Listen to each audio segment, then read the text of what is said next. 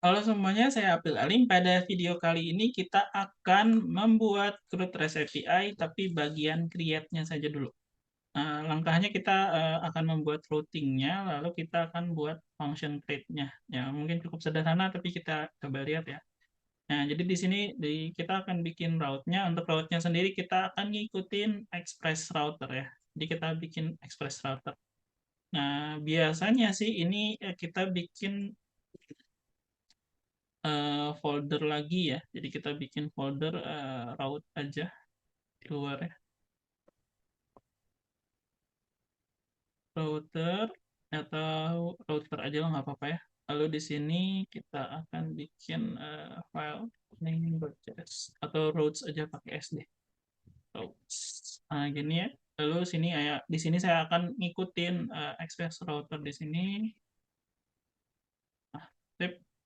Lalu saya akan bikin satu route tersendiri ini buat create-nya dulu ya. Berarti kita bikin bikin post ya atau p-nya kecil aja post. Nah, lalu di sini route-nya kita akan arahin kemana? Misalnya karena ini kita bikin post ya, berarti post aja. Ya. Oke, lalu di sini sementara kita akan bikin ini aja dulu ya. Jadi return post gitu aja dulu sementara ya. Oke.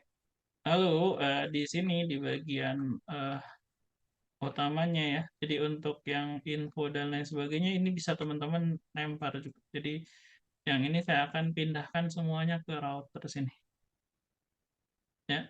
Kecuali untuk yang static di sini. eh, Lalu untuk connection pool-nya sementara saya komen. Kenapa saya komen? Karena nanti saya akan pakai ini sebenarnya. Gitu ya. Lalu saya akan paste di sini.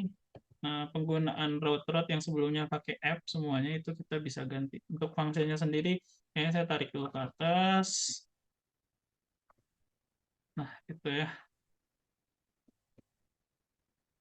Ini masih ada getaran user. Oke, so info JSON.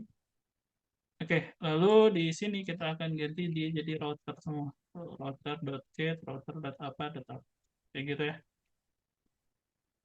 Nah, bukan sementara, saya pindahin sini semua karena ini fungsinya lumayan ya, lumayan mengganggu juga ya. Oh ya, kita belum ekspor ya. Jadi modul.export, yang kita ekspor routernya aja. Dah, gitu ya. Lalu di sini kita cek dulu ya. Kayak gini ya, mirip. Penggunaan di utamanya jadi tinggal pakai app use. Nah, di sini di index.js-nya ganti menjadi app use ya. App.use. Nah, terus kita pakai slash biasa, lalu kita akan panggil routernya kita. Jadi di sini namanya apa tadi? Bebas sih namanya. Berarti kita tulis aja route aja gitu ya, router aja. Nah ini namanya bisa teman-teman rename sebenarnya, terserah ya. Ini saya ganti jadi express router aja. Nah gitu ya. Sip. Nah ini udah selesai semua. Nah, cuman di bagian sininya kita belum rapihin ya. Jadi si info-info cek token dan lain sebagainya ini saya akan buatkan folder baru juga. Kita sebutnya apa ya? Info aja kali ya. Info, lalu di sini ada function function.js gitu aja ya. Pakai S deh karena kumpulan functions gitu ya. Lalu di sini saya ekspor deh semuanya. Jadi ekspor modul.export get current user, terus apa lagi tadi, show info, terus ada cek token. Selesai.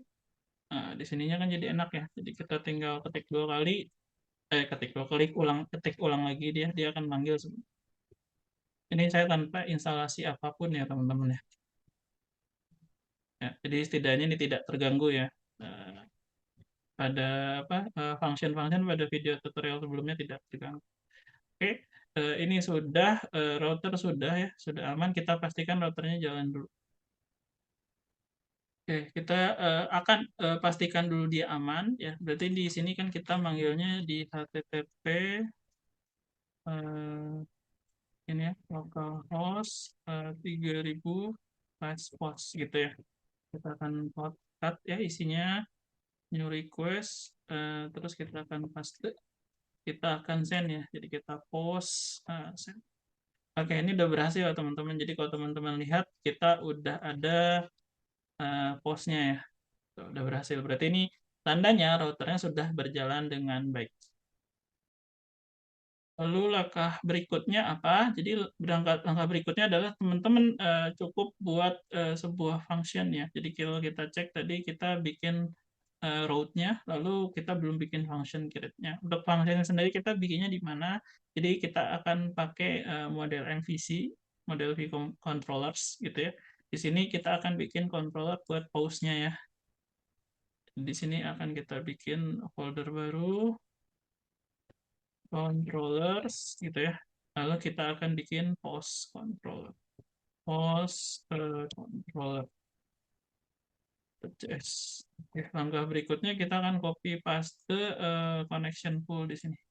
Ya, kita akan copy paste connection poolnya nanti kita sesuaikan juga ya, takutnya ada masalah. Oke. Lalu kita bikin function khusus untuk create post-nya ya. Jadi di sini namanya const create post ya. Lalu kita terima parameter yang standarnya request sama respon. Lalu kita gitu ya. Nah, tadi di routernya itu kalau nggak salah masih kayak gini ya. Nah, kita akan ganti menjadi post yang di sini. Jadi kita isi di sini terus paste di sini. Sebenarnya nanti kita ganti sih ya. Cuman ini tujuannya biar mastiin dia masuk atau enggak dulu gitu ya. Lalu kita export create post-nya. Jadi modul.export create post. Ini kenapa saya pakai objek ya nge-exportnya karena nanti kan di sini fungsinya lebih dari satu. Jadi lebih bagus kita bikinnya dalam bentuk objek ya di destructor gitu. Nah, di sini kita akan ganti menjadi create post ya seperti itu. Lalu di sini masih ada error. Errornya di mana? Oh iya, itu kan modul config database-nya salah tadi di sini. Kita sementara komen dulu aja. Oke, udah aman. Lalu berikutnya kita akan cek kembali ya. Jadi kita akan cek lagi, send lagi.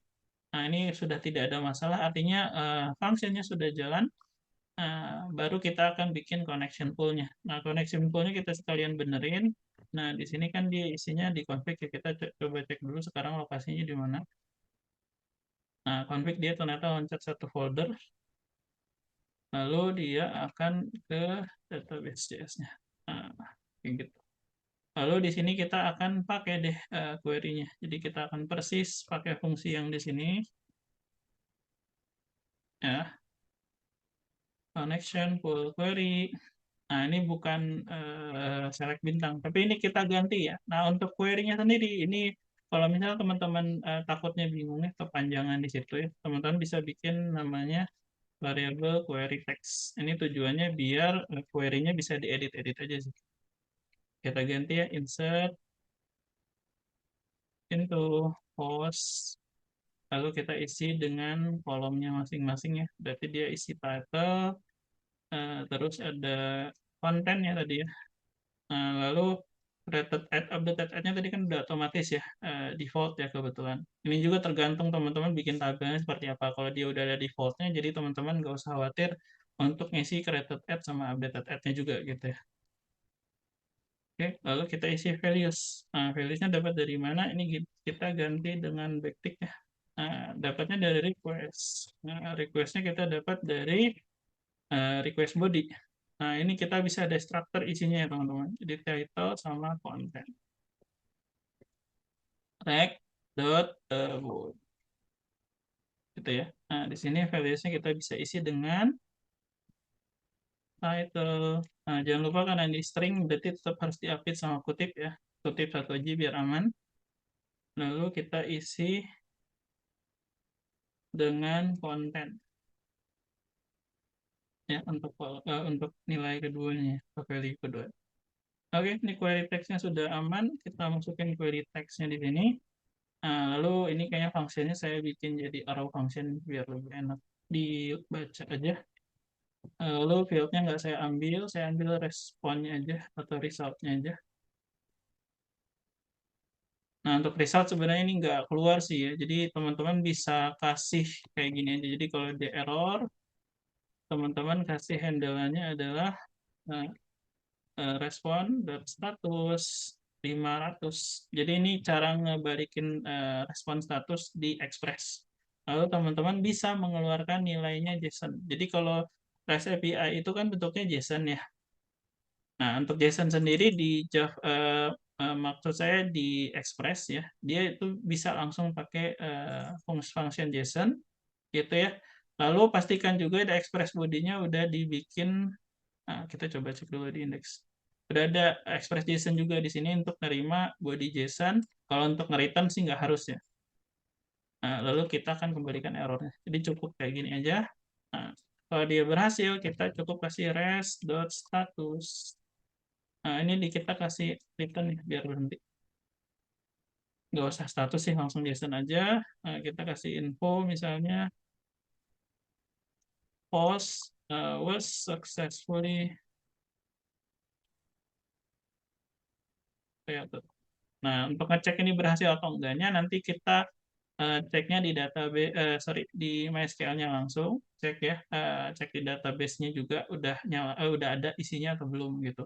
Tapi untuk mengeceknya nanti di sisi ini ya, REST-nya REST API ya, tadi kan CRUD ya, atau CRUD ya. Nah, itu kita akan bahas pada video berikutnya. Oke, nah, written post-nya saya hapus, udah mungkin cukup segini ya. Ini sudah selesai, lalu kita akan coba tes dulu. Jadi kita akan coba tes, kita masukin beneran bodinya, lalu kita akan isi dengan title, misalnya artikel 1, lalu biasanya kalau konten bisanya pakai lorem ipsum ya, jadi kita isi dengan lorem ipsum. Saya copy paste banyak ya. Nah, kurang lebih kayak gini ya. Lalu kita coba set. Nah, kalau dia jadi error, teman-teman bisa tinggal cek ini kira-kira permasalahannya di mana. Res.json not is a function. Oh, ini salah. Sorry. Res yang di sini ya, tertukar ya. Berarti ini result aja. Nah, ini saya nerima error aja ya. Jadi biar resnya nggak ketukar antara atas sama bawah. Ini saya panggil res di sini buat ini. Ini kalau misal result ini teman-teman pengen ambil, silahkan. Kalau enggak juga bebas. Di sini saya nggak panggil resultnya. Saya cukup ngecek dia error atau enggak. Kalau dia nggak error, otomatis datanya harusnya masuk. Oke, kita ulang lagi. Sudah berhasil ya. Lalu kita akan cek di sini. Select bintang. Oke, sudah berhasil teman-teman ya. Jadi ini saya udah ngirim 2 kali. Jadi sebenarnya tadi berhasil ya, yang waktu postingan pertama, cuman gagal karena bagian kode JSON lagi, kode JS-nya aja. Jadi di sini tadi dia bingung resnya yang mana, gitu ya. Oke, kurang lebih seperti itu ya untuk membuat root REST API dengan versi create-nya dulu gitu ya. Saya Abdul Alim, terima kasih.